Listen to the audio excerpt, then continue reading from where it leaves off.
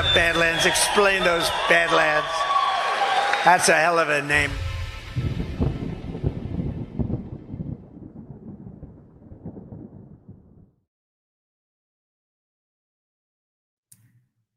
Greetings, everybody listening to today's episode of Breaking History. Gordon will be on very shortly. He's just tending to his little puppy, which received some surgery, so he'll be on, like I said, in about 2 or 3 minutes. But welcome. We're going to be talking about world events like usual, probably adding a little bit of contextual coloring so that people could hopefully appreciate some of the flashy lights with a bit more sense of context and historical coloring, which is always left out in today's treatment in the shorter and shorter attention span media world, and that includes the alt media world. I appreciate these longer format shows, but there is a noticeable downshift in concentration spans. I'm noticing that increasingly there's even apps, little phone apps where catering to young 20-year-olds, teens especially, where multiple things can be done. You could play a video game while scrolling on TikTok at the same time. Now as if either one individually was bad. Now you can do both at the same time. So that concerns me. And I just saw a little flash of Gordon there. Hey, Gordon, how you doing? Hey, what's up, Matt? And what's up, everybody? Sorry for being tardy to the party. All's good. No, I just briefed him about your puppy with the surgery that you had to tend. Is he okay? Yeah, he's good. I just had to bring him inside, and I just have to be careful. You know, my backyard's muddy, so I always have to wash off the dog's feet. Does he have a cone hat? He does, but I'm not putting it on him right now because he's been really good about not licking the stitches. Oh, so good. He's been living with a cone for 3 weeks because he had a growth on his leg that had to come off, and he started chewing on it. So it was nasty. So we put the cone. I'm sorry I asked. Okay. Yeah. We put the cone on for that. So he said we had to wait for the scheduled surgery, and it's finally happened. So I've been trying to let him live without the cone as long as he doesn't mess with the stuff with the spot. So you're a good dog father, man. That's good. Yeah. Well, I hope the best for him. And we have a lot. I was just bitching a little bit about the young generation's challenges to defend their concentration span, which is concerning. I was just sharing my observations that I was shocked when my little cousin showed me how he can now play video games while at the same time scrolling on TikTok at the same time. I was a little jarred by the fact that both of those things are going on in kids' minds simultaneously. And so, the effort is always to really, really encourage people and figure out how to get to the younger crowd. It's something I'm really chewing on a lot. I know a lot of our listeners tend to have a little bit more experience under their belts. They remember an age that wasn't quite as nuts. Now, hopefully we're entering a healing process, God willing, inshallah. Hopefully that's what we're entering into. There's some evidence for that I think is good that we can go through. But it's going to take time. The recovery is not an easy thing, especially after we've self-mutilated our collective zeitgeist for so many decades.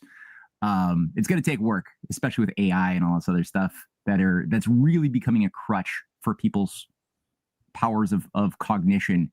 Could be a good thing, but also could be a really bad thing if we use it poorly. So all that to say, I think these conversations that we have, I think, are very valuable to help hopefully inspire people to do the extra heavy lifting.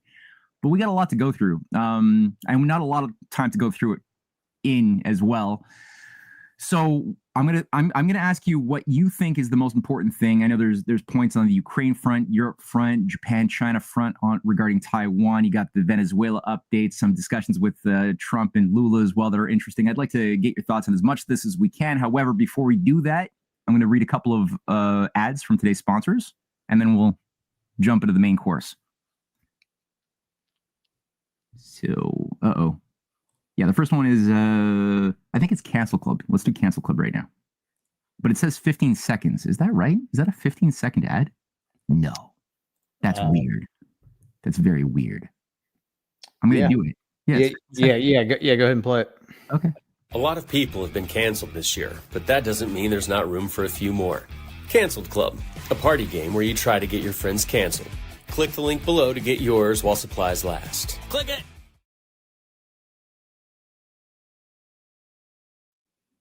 That's brilliant. Concise that. I like it. I like it. Yeah, me too. I'm gonna get one of those. That's actually it sounds like a fun party game. Definitely. Although I feel like we've been kind of playing that already. But no, it's gonna be fun to bring it into your kitchen. Yeah. Now you can just play with the people in your life as opposed to just the people on the internet. Right. Yeah, this is great. All right, let's do My Pillow. Here we go. I'm excited to announce that we're having our biggest Made in America sale ever. We just put huge discounts on products made right here in the USA. My Pillow bed pillows, body pillows, go anywhere pillows, bolster pillows, all made with my patented adjustable fill. Mattresses, mattress toppers, mattress pads, adjustable bed frames, mattress foundations, and so much more. All made right here in the USA. And now we're expanding our USA products beyond just quality sleep. Like the cross I wear every day, now available in both men's and women's. We even have USA-made socks. And are you tired of being tired? Try our new health beverage, Rev 7. Or how about my coffee, the greatest coffee ever. So go to mypillow.com or call the number on your screen. Use this promo code to get deep discounts on all these products. Plus, for a limited time, your order ships absolutely free. All right. So I was thinking maybe starting up perhaps with the question of where do you think the meeting between Witkoff and Putin is going? And I've gotten some sense from Peskov, the spokesperson for the Kremlin, that things are going pretty well, but we're not getting a lot of detail. Do you want to talk about that one a little bit? Yeah, I mean, when I look at, so my take on that whole situation is I think the peace deal between Russia and Ukraine is done. Like, I think that the U.S. and Putin have come to an agreement. The Europeans and the Ukrainians are not on board with that. But it's not their peace deal. It's the peace deal between the two sides that are actually fighting the war, which is the United States and Russia. So I think the military part of that has come to an agreement. Seems like it's kind of like one of those things where, like in the course of a chess match, there comes a point where both sides, if they're skilled enough, understand that the game's over, that one side has won, and it's statistically impossible for the other side to win. Yeah. But in an official chess match, it's like sometimes one side will just retire, but a lot of times they'll just play out the match, right? Yeah. And so I feel like that's where we are now, is that the actual kinetic fighting is just going to play out because it has to play out. Because there's momentum, right? The machine has motion behind it, so you can't just stop it as if you're in a video game or some abstract Euclidean world in your mind. If there's a physical reality to the force of this thing that's been falling down the hill, running over people, it will continue to have momentum. But the idea is, you're saying that the decision has already been made to provide the dampering now to pull it, to basically end it eventually. I think it has an off ramp, and I think the off ramp comes to a head this month. That'd be my guess. Yeah. And again, if I thought it was two earnest sides fighting one another over a misunderstanding, and Trump comes in and fixes the misunderstanding, right, and helps them come to some sort of agreement, then the fighting can stop right now. But that's not what's happening. No. What's happening here is you have a very nefarious element in Kiev. That's not just Ukrainian. It's CIA, it's Mossad, it's MI6, it's Five Eyes, it's the whole thing. It's the European Union. All of that, I think, needs to be dealt with. The worst thing that could happen right now would be to sign an actual ceasefire that goes into effect immediately, and all of those jackals are allowed to scamper off to their lairs and lick their wounds. Like, we want the jackals to come running out and finish this fight in their eyes against Putin, and Putin just to grind them all up into dust. You definitely need to have, some examples definitely need to be made. And it appears as though that there's already more action happening on that front than I've seen hitherto in the last many years of this seemingly forever boondoggle in Ukraine. But now actually you do seem to have raids, federal prosecutors raiding Zelensky's office, raiding the home of Yermak, his chief of staff. That's going on. You actually have prosecution. You have some of the most interesting scandals right now that are coming to light massively over graft regarding some of the highest level figures in Zelensky's government and what's his name? I forget. Timur Mindich, right? That just Timur Mindich, yeah.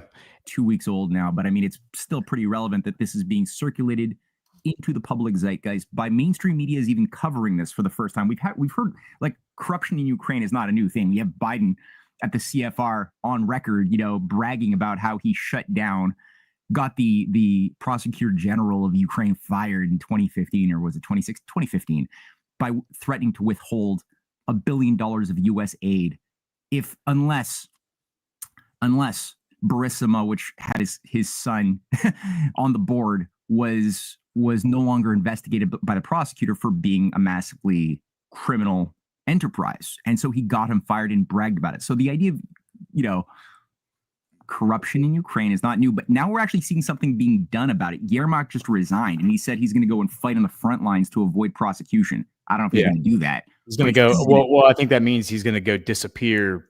Like whatever plans he's probably been preparing for this moment for years, right? Like the moment where he runs away. So wherever the rat hole is, he's going to go down the rat hole now and try to disappear and probably try to sell a story that he was killed in action and to stop looking for him, right? Right. Yeah. Like the level of graft, people need to realize this is like tens, if not hundreds of millions of dollars of billions.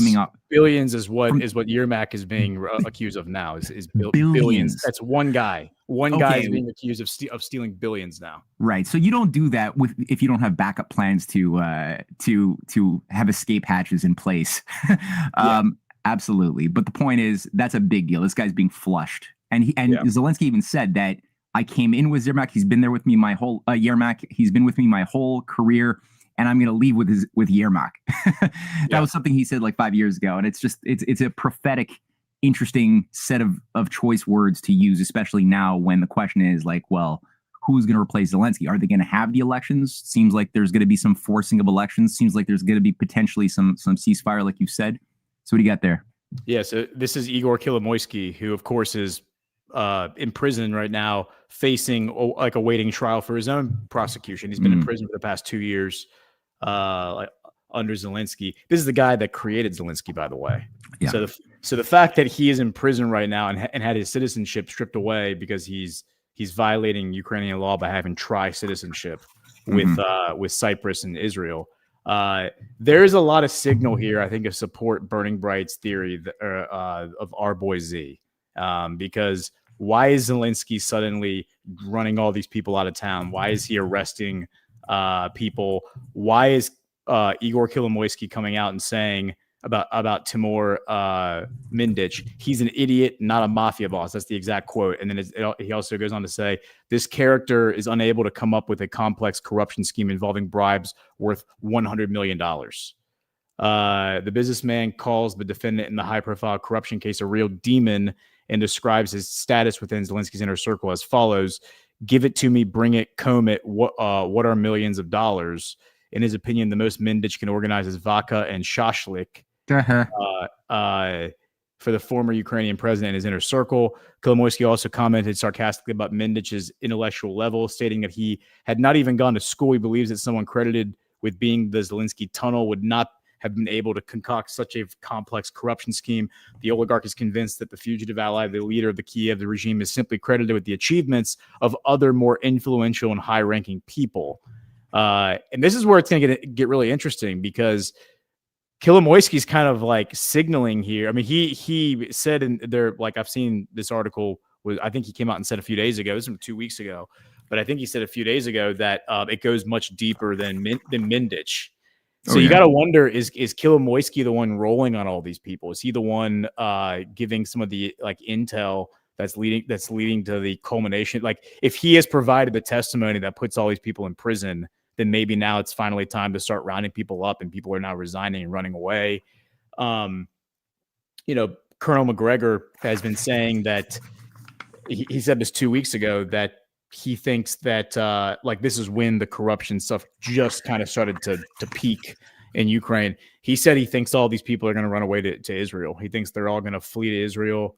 They all are Jewish, so they can certainly, if they haven't already claimed their citizenship, they will be able to claim it, and Israel will not extradite them for any war crime that they get charged with by Russia or the EU or NATO or whatever. I mean, whoever charges them with anything, Israel's not going to extradite them. So this is going to get really interesting. I really do think that we're going to see the Israel-Ukraine narrative fully merge. You're seeing signs of that with Turkey.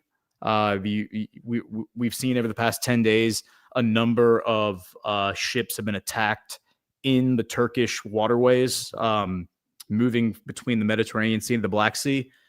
First, it was 2 Gambian flagged ships, like ships from Africa with Greek names.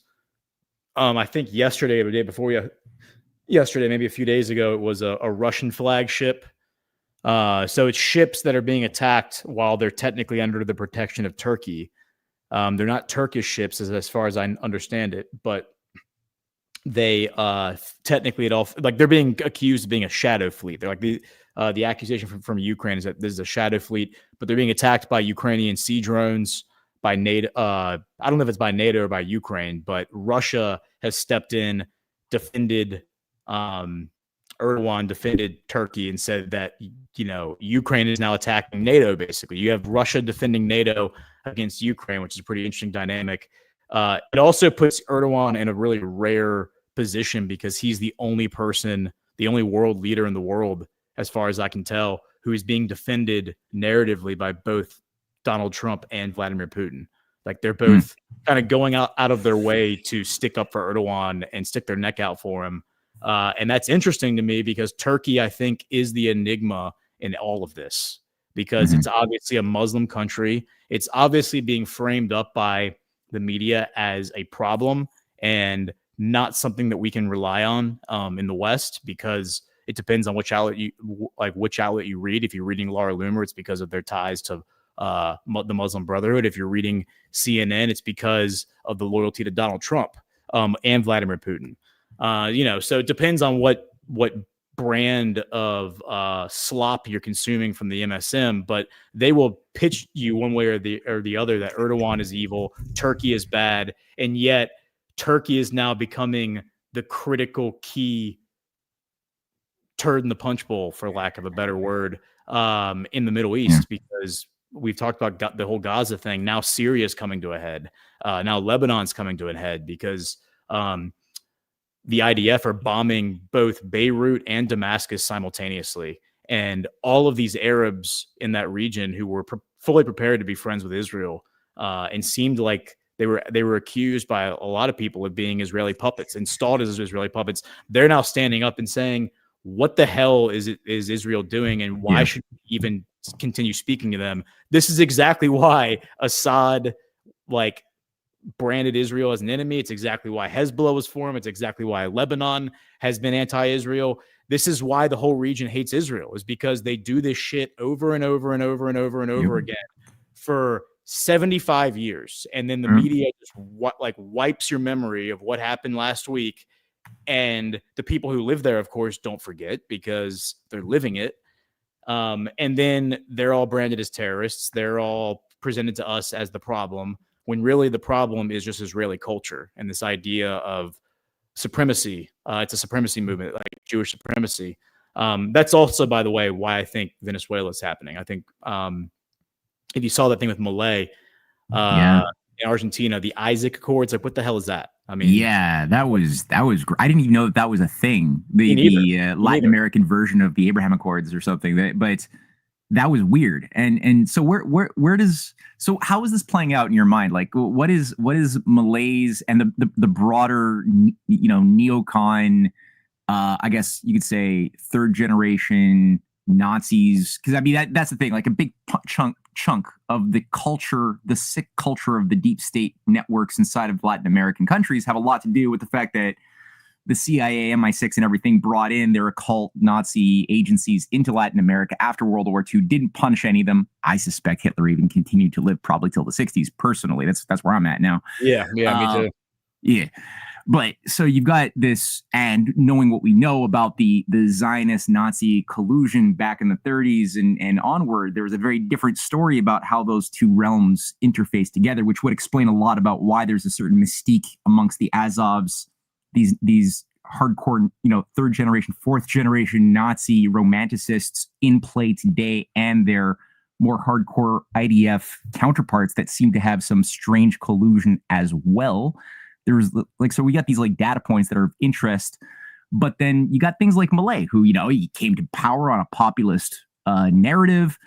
And then the second he's in play, he puts on the kippah, goes, bashes his head on the Wailing Wall, and all of a sudden, completely, creates an Israel first program for Argentina.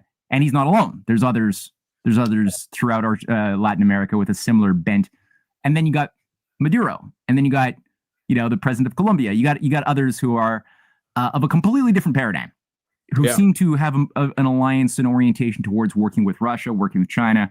And they're the ones who, at least in the rhetoric that we're hearing, seem to be targeted for regime change, for other things. Lula in Brazil has received a lot of flack by the U.S.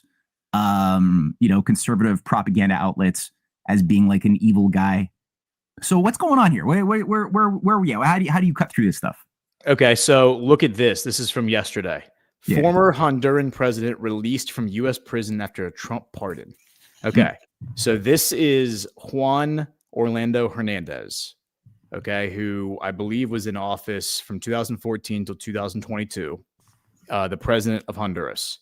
And what he became known for is specifically under the first Trump administration, 2017 to 2020, the most aggressive leader in Honduran history of arresting cartel members and extraditing them to the United States.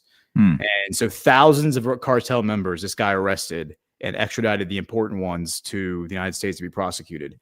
And then in 2022 was driven out of office through a color revolution, was accused of cocaine trafficking and being involved in the cartels by the U.S. government under Biden, was arrested, extradited, and put in prison by the Biden administration. For the crime, of course, was that he actually went after the real bad guys. He went after the real cartel and was putting them in prison, and not only putting them in prison, but sending them to the United States to be prosecuted by the U.S. government. Okay. Wow. I didn't know about that. That's cool. Yeah. And so this guy was pardoned by Trump because Trump said this is bullshit, obviously, that this was all a bunch of he was so there's a picture of him being, of course, with the masks on, being sent to the United States to face, it says right here, to face trial on drug trafficking and arms possession charges. I mean, after he was working with the DEA to go after the cartels for years and years and years. Now, funny enough, that's also what Maduro was doing. Alex Saab was the name of the representative that Maduro sent to the United States first, actually, in 2016, before Trump even came into office. He met with the DEA. And then in 2018, under Trump, he became a formal informant for the DEA and remained that for 3 years.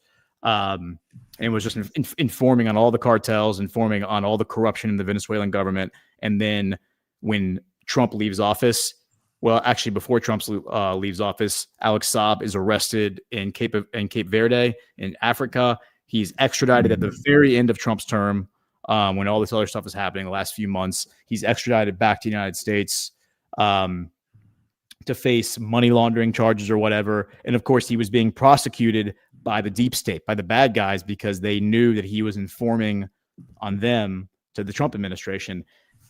He then gets pardoned by Biden, actually, in 2023, sent back to Colombia as part of a prisoner swap exchange. Some of these guys, along with Alex Saab, were sent back to Venezuela. And then 10 of Maria Corina Machado's friends, including some former special forces guys who were grabbed on the beaches of Venezuela trying to overthrow the government.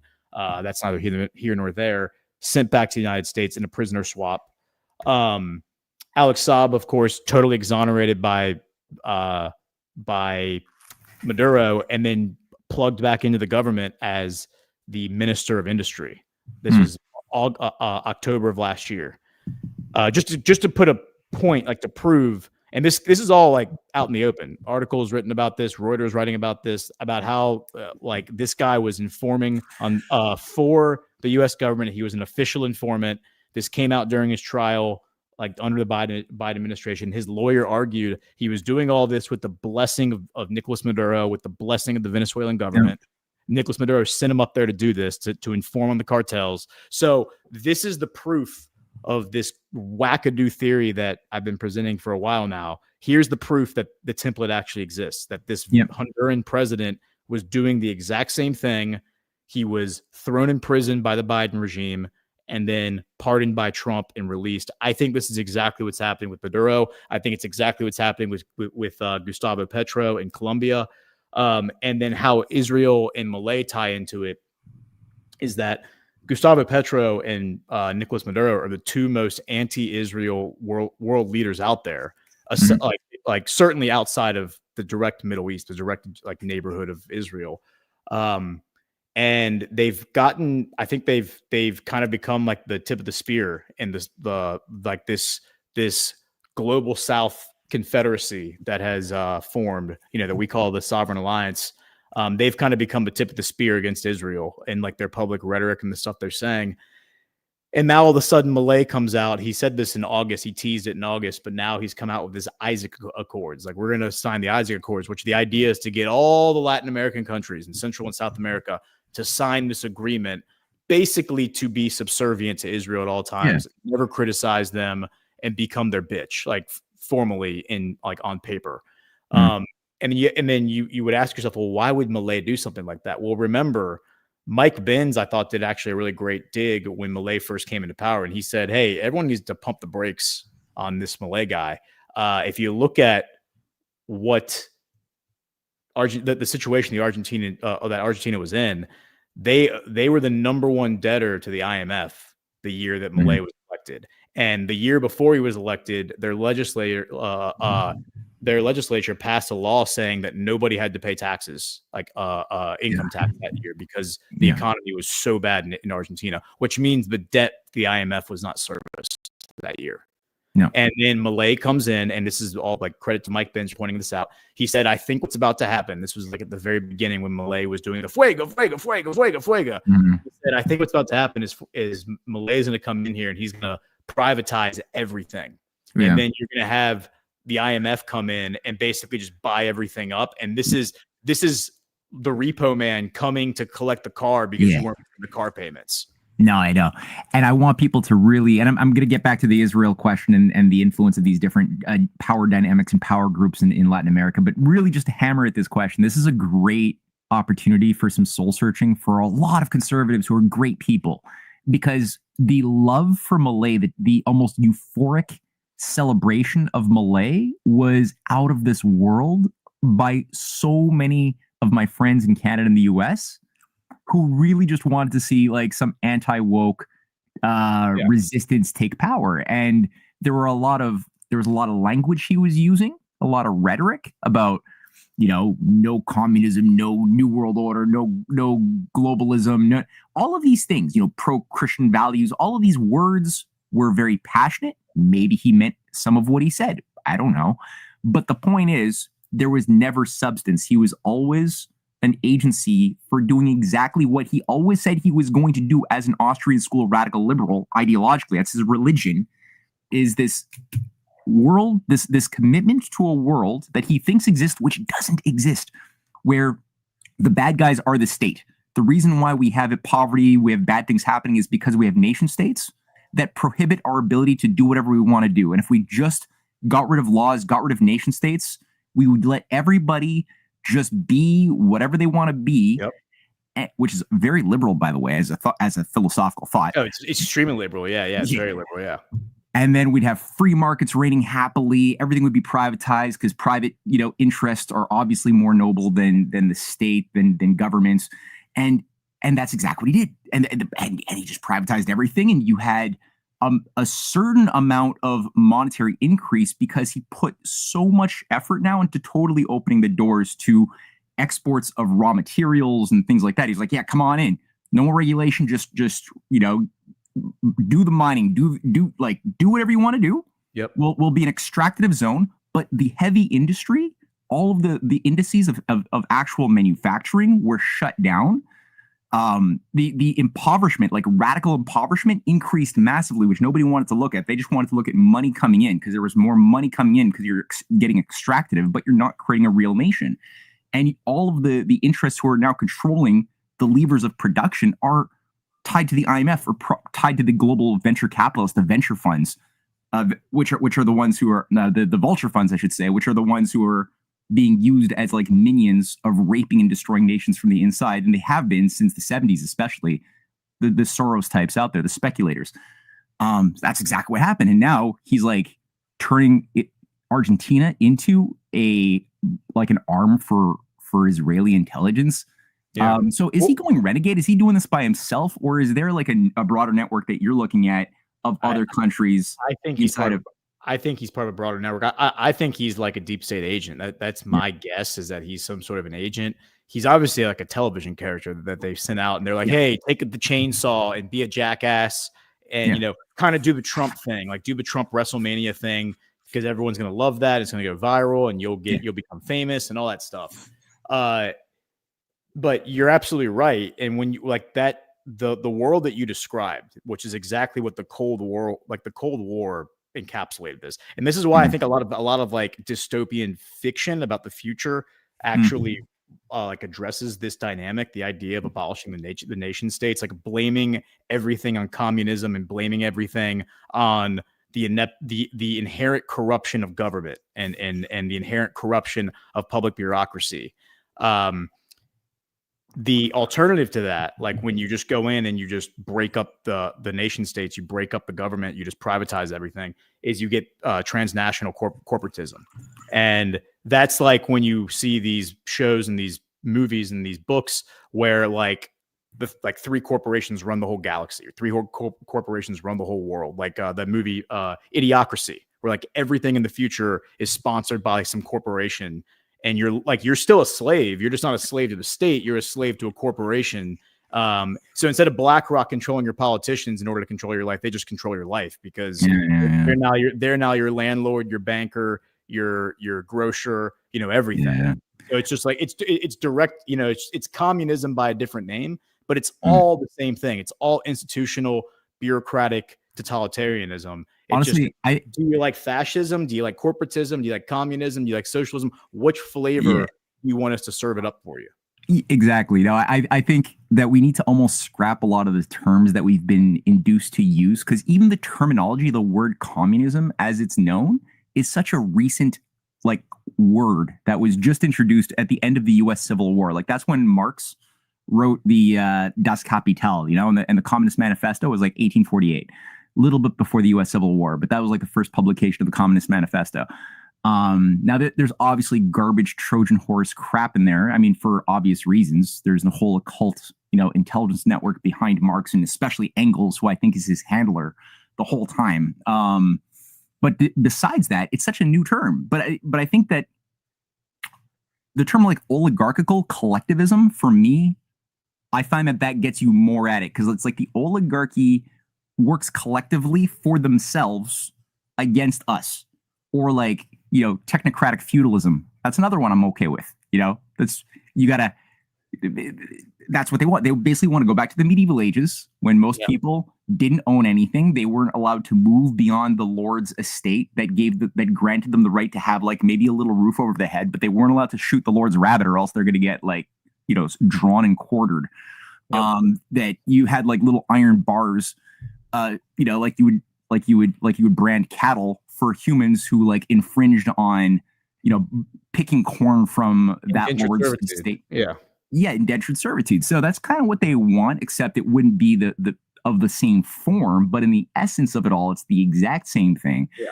And it'll take on, like you said, so many different flavors. You like corporate fascism, you like national fascism, you like national socialism, you like whatever we'll call it like libertarian capitalism, whatever. Yeah. But the effect is always going to be the same thing at the end of the day. And it's like the Soylent Company from Soylent Green from 1972, that Charlton Heston like propaganda thing, which is essentially, like everybody, the Soylent Company runs the world and everybody's eating Soylent Green. Yeah. And it's like at the end of the day, you get the famous scene of Charlton Heston trying to figure out what is this soylent that everybody is supposed to eat. And he's like, oh, damn it. It's the euthanized old people. Yeah, it's people. You bastards. And he does the Planet of the Apes scene. in the same scene in this movie, at the same time.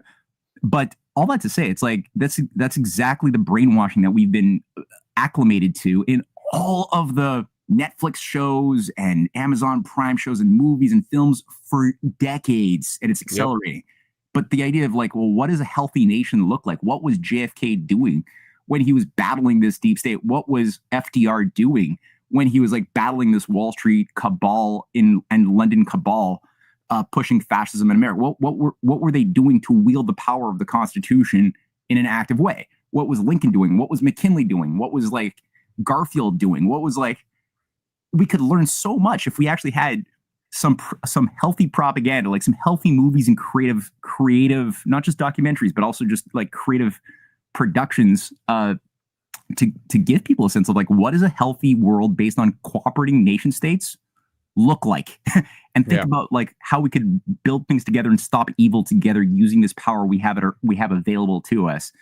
But it's like, no, our imagination is so cut down by this dystopic repetition. It saddens me. It saddens me, Gordon. Yeah, well, I mean, we mentioned Hitler earlier. I mean, look at the whole framing that is being presented now. I mean, like this is why the hyper focus, I think, on Hitler has been at the very forefront the past 10 years. I mean, it's really come to a head here in the past year or two, like, since the whole Kanye DEFCON 3 thing, with like the rise of Nick Fuentes and all that. But look at what they're offering as the alternative. Like the alternative that's being offered up, like they're putting Israel right in your face and being like, Israel was the worst. And I think most people agree, like, yeah, Israel kind of sucks. Like their culture and their way of doing things suck. Like that needs to be addressed. The answer, like the Hegelian dialectic, like the problem solution dynamic they're presenting is, well, how about national socialism? Like you like nationalism, you like populism, you like this Hitler guy, right? Don't y'all like this Hitler guy, Groypers? Well, he was a socialist. Maybe socialism isn't as bad as y'all thought it was. Maybe, maybe the Jews lied to you about what socialism actually is. And, maybe Hitler was actually the good guy. Maybe socialism was actually this great thing that we should try out here in the United States, even though we've already been living under it for the past 50 years. That is where I think they're pushing it right now. That's where I think like the technocrats would love to see like a NatSoc, National Socialist, like right-wing movement, like really grow in the United States, because then they can formally come out and be like, yes, we're socialists. Yes, we're corporatists. Yes, we love the private sector so much. We want to make sure the private sector has our values. So only companies that have our values, these American values, are going to be the companies that we partner with the government with in order to pick winners and losers in the marketplace, just like Hitler did. And it's like, but they're gonna gloss over the fact that Karl Marx, who you already mentioned, his mentor was a guy named Moses Hess, who's literally the founding father of modern communism, a Jewish rabbi. They call him the communist rabbi. And according to him, he was a very devout Jew. He said that the roots of socialism and communism are totally rooted in the ancient Jewish community of like 160 people living together. And, once you get beyond 160, like it becomes a lot harder to maintain. I think that's what even Hess said that. But he was just talking about like local government like functioning as a collectivist system, and like in the ancient world. And that's how, the most successful communist models are gonna go. How do you square that circle? Like, how do you like, if Hitler was everything that they say he was, in terms of being like anti-Jew, anti all of that, how is he then the leader of a national socialist movement when the guy from Germany, Moses Hess, who was sponsored by the Rothschilds, whose students, Frederick Engels and Karl Marx, go on to write the Communist Manifesto, but Moses Hess himself published 7 books about communism in the 11 years before that, including one called Socialism and Communism. Like, how does Hitler become the leader of a movement called National Socialism when he also claims to hate the people who came up with the concept of socialism in the first place. The irony is so It's powerful. yeah. I know. It's like right there. It's right there. So what I was noticing, my wife is doing this work, and thank you for that person who pointed out that I was on the wrong microphone. I appreciate that. Now I'm on the right microphone, but I couldn't tell a difference. Yeah, it periodically just switches itself on its own. I don't know what to do, but anyway, I'll just try to be more careful. But yeah, like you had, as you pointed out, the idea of cult communes where people owned nothing. They had a rabid population control. There's all sorts of pre-Marx, pre-even Hess examples of these applied and used. A lot of it seems to have taken off in a big way, like you said, in the medieval ages, with a lot of these, like the medieval ages were a big period of change in a bad way. Like that's when feudalism was brought into England with the Norman invasion. That's why there was feudalism brought into England, was the Norman invasion. The Norman were the Northmen, like we've talked about. The Northmen were also being used as kind of like ISIS proxies are used today to destroy nations who are not going along with a type of agenda which the high priesthood would prefer be the norm for global controls. So, you had the same year as that was happening in England. You had also in Sicily, in Italy, the Norman invasion happening there too from France. France was the beachhead of the Northmen, of these Viking pagan killers who were again just used to rape, pillage, and then be used. Eventually, a lot of these key figures who were high vetted occultists were then brought in to create things like the Templars.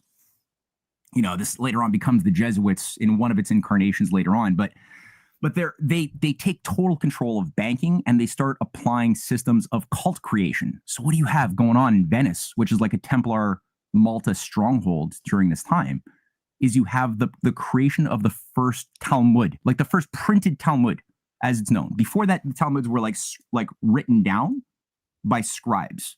Mm-hmm. And then with the Gutenberg printing press, and Venice has a monopoly, like 80% of the printing press power of the world in like 1500 is run by Venice. Venice, as we've talked about, is a major global imperial cult control center of the world for centuries. They're running the Crusades. They're financing all sides. The Templars have that as their stronghold, or they're used by the Templars as well as England as major strongholds of global power, and Genoa. But all that to say, they're controlling the printing press. So like, what the hell is up with these like Babylonian Talmuds that all of a sudden Venice is so obsessed with printing? And everybody should know, like, Trump recently made the point attacking the Shylocks out there, right? The Shylock idea that's the character from Shakespeare's Merchant of Venice.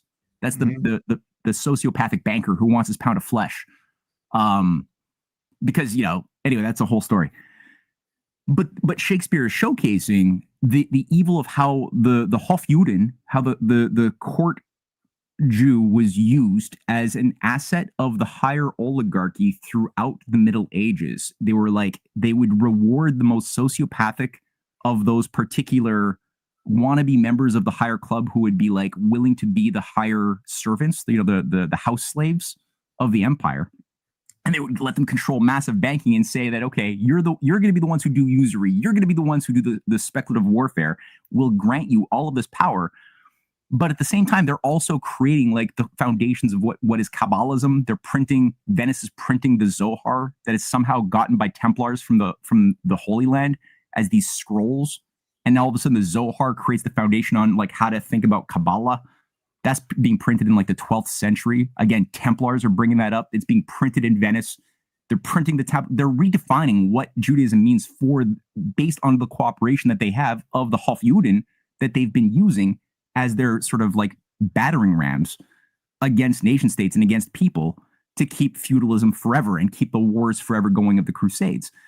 But they're also promoting things like Sabbateanism, which is also like spinning off later on, or Frankism first, as like these weird synthetic cults that have like little communes as well, like you said, of people who are like waiting for the Messiah. They think that these antichrist-like figures like Jacob Frank or Sabotage Zevi are like the new Messiah that'll render the Old Testament irrelevant because, now we're going to just like go with the heart. But the heart in their mind is like, do the opposite. Like, just do whatever you want to do. Be the beast, right? Like, You say you shouldn't eat pork. It says you shouldn't like have sex with your daughter. Have sex with your daughter. All of a sudden, like it becomes the opposite game is somehow a way to achieve virtue and satisfy, I don't know, God's will in some weird backflippy logic. And this then contaminates so much of the worst of the. I mean, a lot of Jews are not for this. They're repulsed by this, but this creates like something very useful for the management of the empire for the next several hundred years. And again, how this ties into like what Hess is a part of, what these different sects, these communalist sects, they're all over the USA in like the 1750s, 1740s, even in the 1730s in Rhode Island and Providence and stuff. You have these weird proto-communist sects that are doing witchcraftery and covens and stuff. Like they're doing these things as well. So it's not like this just emerged with like Reverend Moon in the 70s and like Jim Jones in the 70s. That's just like a more recent incarnation of like, and like the yeshivas that are also kind of weird. A lot of them get really weird when you hear the descriptions of how these, Middle Eastern yeshivas are set up. Not to say that they're all like this, but there's like some really weird stories that come out of them. But this has been going on for a while, and I think what they're trying to do is like use these as little laboratories to create something that will eventually be the foundation for what they want to be as the new global norm for everybody. But they have to like do trial and errors and stuff and see what works, what doesn't work at different times and places. But it's super sick stuff. Yeah, and again, like, so you asked where am I looking right now? Well, I mean, I'm looking at the Russia-Ukraine thing. I have the most confidence in just that being resolved. The meeting that happened yesterday was a meeting. If you look at the picture of the meeting, the video of the meeting, it's Scott Bessent and Vladimir Putin on one side of the table with a translator, and then Steve Witkoff and Jared Kushner on the other side of the table with a translator. If anything, they're discussing like economic exchange there. They're like cutting a trade deal. They're not negotiating the end of a war. The war, I think, has already been negotiated. And I think the negotiation is simple. The Russian military is going to continue grinding whatever that element is in Kiev, is going to grind that thing up until it's swallowed whole. And I think the network is, people are probably going to run away. They're going to flee. They're going to go to Israel. They're going to, go to New York. They're going to go wherever. They're going to scatter. I think that the narrative is going to follow all those people wherever they go. If they go back to Israel, it's going to follow them home to Israel. If they go to New York, same thing. Belgium, same thing. But I'm looking at all these other parts of the world. Africa is still on fire in a lot of ways and getting worse. But that's a kinetic conflict fighting for control of the resources. Venezuela, I think that's happening to an extent. I think there is a control of resources element there. But I also think that it's a political thing as well, because this is a growing movement that's happening, I think, across Central and South America. Here's a interesting article from yesterday. You have right here, Colombia. This is published 2 days ago. Colombia expels 9 members of the Lev Tahor sect and handed over the 17 rescued miners to U.S. authorities. And so I reported on this group a year ago. They were kicked out of, dozens of them, if not hundreds of them, were kicked out of Guatemala, arrested, extradited from Guatemala to New York. This is like a hyper radical, like Jewish sect.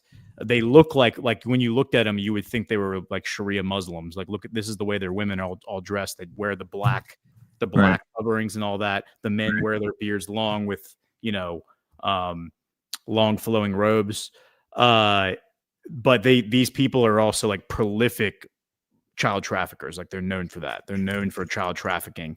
And this was all apparently triggered. If you read the article, it was triggered by U.S. authorities. It was the U.S. authorities who came to Colombia, it sounds like, and said, hey, we need these people. There's 5 minors specifically. It says the intervention of the Colombian authorities was triggered after Interpol issued a yellow circular related to 5 of the minors who had been reported at risk due to the loss of legal custody in the United States. So the U.S. informs Interpol about these 5 kids. Interpol then informs Colombia, And then Colombia is like, all right, well, we'll go pick them up. And they went and picked them up and sent them back to the U.S. At the same time, like you have, here's the number one story on this site. This is obviously like a Central American, whatever, news site. Number one story is Trump confirmed that he spoke with Maduro, and Petro, that's the Colombian president, reacted, quote, the only viable way out is for Venezuelans to dialogue with each other. The Colombian president assured that any external interference in Venezuela could entangle a situation that like could make the situation worse. Yep. So these three characters on screen, this is Trump, USA, Maduro, Venezuela, and Gustavo Petro, Colombia, are like in this little soap opera right now. But at the same time, they're working together, taking down cartels, taking down child trafficking rings, going after Jewish, like these Jewish networks. You know, I don't think like cults, like not like cult networks. It's like cult networks that are, you know, ostensibly Jewish. At the same time, there's a big Jewish conference happening right now. I've seen the clips all going viral, people speaking at it, and they're all like pulling their hair out, mad about what's happening with the Russia-Ukraine stuff. They're mad about what's happening in Venezuela because they want Maduro thrown out because he's such an anti-Semite. They're mad, obviously, about what's happening in the Middle East, and they're like, nobody should tell us that we're going to stop fighting. We're going to keep fighting as long as we want to fight. You know, it's very much an us versus them mentality, meaning like the Jewish diaspora versus the world. And one of the things they're really mad about is the way Trump handled the Mamdani meeting a few weeks ago, right? They're livid over that. They're livid over the Syrian president visiting 3 weeks ago and the way he was treated by Trump. They're livid over the way the Saudi crown prince was treated. Like all these little things are happening. It's like little paper cuts. And you listen to how the leadership at these big confaves, you know, I'm talking about the president of the World Jewish Congress, Ronald Lauder is his name. He was irate talking about this stuff. You go listen to the way the Jewish leaders are talking about Trump. They are not fans of Trump. I mean, the formal polling that's out there says that less like 30% of Jews approve of Trump's current, like give them an approval rating. Now, I don't know if polls are real or not. That could all be fake. I kind of dismiss all that stuff. But even Trump was citing that as a statistic. The people in these speeches were citing that as a statistic. And it really makes you kind of scratch your head and say, wait a minute, this doesn't make any sense. I mean, it makes sense that at least 30% of Jews would support Trump. Look at what he's done for Israel, right? Look at how much of an ally he's been to that community. But why do 70% of them hate him? You know, and it like when you start pulling on that thread and trying to answer that question, you get to the point of realizing that this massive wave of arrests against these asset management executives, a lot of those assets, those mineral rights that like were tied to the Israeli diaspora, like the Jewish diaspora, a lot of like in places like the DR Congo, in places like Venezuela, in places like Western Africa.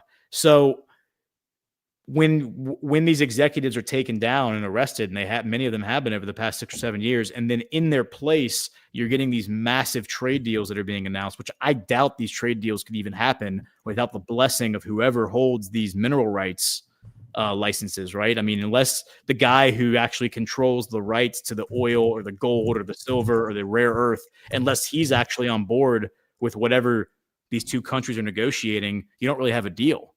And suddenly the people who were controlling all those licenses are being thrown in prison for their corruption. And that's all thanks to, of course, Nicolas Maduro and the trove of evidence that he submitted to both the U.S. courts, but the European courts as well in March 2018. So again, I see all this stuff as connected. I think it's all very positive. I'm very encouraged by how things are playing out. I think the Russia-Ukraine thing has already been resolved. I think they're just refining the fine points and working on the trade deals that are going to be announced once Trump and Putin have their moment, together of reconciliation. So, that's where I currently am. No, that's good. I think you've presented a lot of very valuable points of evidence to bring to court that I think are good, that should give us a lot to hold on to and a lot of hope to have. And as you pointed out, People freak out, they piss their pants when they hear of, like U.S. military ships being sent to the coast of Venezuela and the Caribbean and all of this belligerent language. And then all of a sudden, you got Maduro getting on the phone with Trump and they get along great or something like that, that completely shifts what you thought was the trajectory. And similar things happen on the Russia front. The U.S. is all of a sudden saying bad things about Putin. Trump is saying bad things about Putin. Offering to even provide more military support, more even potentially long-range missiles. And then all of a sudden you got Witkoff being sent over to arrange, back-channel peace deals, which seem to be very, very favorable by the Russians, or treated very, very, very positively by the Russians. Same thing for China. I mean, the China one, I'm still really the most nervous about what's going on in the Pacific front, in the Pacific theater, just by virtue of the momentum and insanity around the issue of Japan and Taiwan. That makes me nervous. But the same measure, there's a reason to hope. Putin, Trump and Xi had a phone call a week and a half ago, seemed to have gone pretty well. And even in the phone call, there was an invitation for Trump to go to Beijing, for Xi to come up to the U.S. Hopefully that's not sabotaged. Like, the first time when Trump met with Xi at Mar-a-Lago in his first term, that was like the same moment midway through the meeting that all of a sudden you have strikes or some devastating attack on Syria that's blamed on the Syrian government killing its own people, that derails a lot of the positive conversation that was supposed to happen. Hopefully, again, the saboteurs are put at bay, but there is good reason to be hopeful overall. And so for that, I appreciate it. We got a few minutes left. Do we want to quickly scan through to see if there was any? I know somebody donated like $20, which is always highly appreciated when that happens. Let's read some rants and some boosts. And somebody pointed out in my chat the other day, and I thought this is a great point. The ships coming to the Caribbean, they're leaving the Middle East, they're leaving the Mediterranean. And one of the things that's being discussed at this Jewish conference right now is, I've heard a number of these speakers, and these are like people whose names most of you would recognize. These are public figures. They're calling for a demand, and this is also in the Israeli media as well, a mandate. Like, they want Netanyahu to go, because Trump has invited Netanyahu to come back before the end of the year and visit him for a fifth time this year at the White House. And they're all saying, you need to go, do not leave that White House without getting a mandate from Trump to start a war with either Iran or Iraq. That's what they're saying. And they're saying that we need to go fight these militias that Iran is backing in Iraq, or maybe Lebanon. We would settle for Lebanon if we can't get Iran. But that's what they're asking for right now. And at the same time, these ships have all just left that area and have gone to the Caribbean. And if Trump and Maduro are actually on good terms, and Trump said nothing's probably going to happen. You're assuming all this stuff. Yeah, he said don't read into it. Yeah, it's he said the other day during his cabinet meeting, he said, we're actually going to start striking any country that is trafficking drugs and humans. We're going to so if you're doing this in any country, we're going to come strike you. What if that just starts happening? What if the U.S. military just starts taking out these traffickers all over the world? And Trump's like, you thought it was Venezuela? We're going after the whole world. Anyone who's doing this stuff is our enemy. I think a lot of people would probably applaud that. And if Venezuela is like the template that got the neocons all hot and bothered about it in a positive way, because they thought they were getting their Banana Republic coup again. That's just smart game theory. Mm-hmm. Mm-hmm. All right, so let's see rants. We have Rayleia. I hope I'm saying that right. $20. Thank you so much. Just sending some appreciation for you both. Rayleia. I hope I'm saying that right. I appreciate that. Donnie Double, $10. Truly a brain stimulating stream. Thanks, Donnie. Appreciate you. Thanks for being here. Let's just check the boost real quick. There's a question just I want to address quickly on David Irving. Yes, it was asked, have we read any of his books? Yes, I've looked into him. I've read one of his books and listened to many of his interviews. And what I will say about David Irving is that's the reason why I've been working on a book called Why Real Patriots Don't Think Like Hitler. It's based on a series of essays that I published on Badlands Substack. There's been 7 parts. There's going to be an 8th and a 9th part. I'm going to just title up, make it a book. But I did that specifically in order to address the fallacious narratives that have been put out by limited hangouts like David Irving, like George Sylvester Virake. Like there's many. There's quite a few. A lot of them came to prominence during the Cold War to try to run cover for the occult Gnostic orders at the top that seeded fascism in all of its incarnations, and especially the Templar and Malta orders that ran so much of the occult inner sanctum of the Thule Society, the Wewelsburg Castle Satanists around Himmler and others. So there's been an effort to try to paint that whole picture out of our history, because if we saw that and appreciated that, we'd be able to see what is transhumanism today. We'd be able to understand how it's reemerged under Project Stargate and the Oracle operations that are in play right now, or the Palantir operations that are all part of that exact same thing in direct continuity. And as well as the David Irving is also running cover for the U.S. fascist movements that were highly embedded throughout the U.S. On a myriad of levels, including Elon Musk's own grandfather, who ran one of the most important branches of this U.S. fascist thing called Technocracy Incorporated, at least its Canadian branch, that was run by Joshua Haldeman, which again is still in play. None of these things, the silver shirts didn't disappear. The groups that sponsored the Madison Square Garden Nazi rally that had like Hitler and George Washington with 40,000 people in Madison Square Garden, New York in 1930, from 34 to 38 annual big parades, and none of that stopped.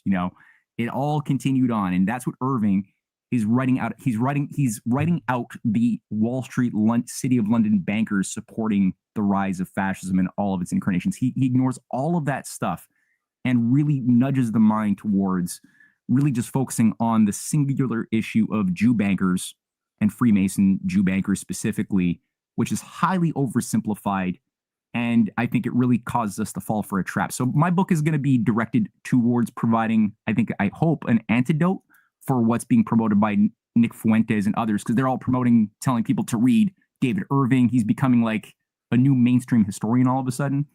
Joe Rogan, others are promoting him. And I said that my book was going to be out before Christmas, and it's not going to work. I thought I had one last chapter to write. I'm just going to say I'm sorry to everybody who was hoping to buy it for their families or whatever. And I've got a lot of people writing to me saying that they want the book. It's going to take longer because that last chapter, I just scratched on something, and it touches on the Sabbateans and the Franks and how they were seeded by Gnostic Catholic orders in the Middle Ages. And it's all of a sudden put me on a different rabbit hole. So it's going to take longer to piece that picture together, and like the origins of the Babylonian Talmud and who rewrote it several times over to infuse very toxic ideas about looking at non-Jews as subhuman or something. So it's going to maybe be January now. So I'm just saying that as a little I'm sorry to those out there. Well, it wouldn't be a good show if we didn't get an apology from our Canadian co-host. So no, good. I've never heard of David Irving, so I'm not familiar with David, but I am familiar with your work and the stuff you've been working on. So I look forward to reading that.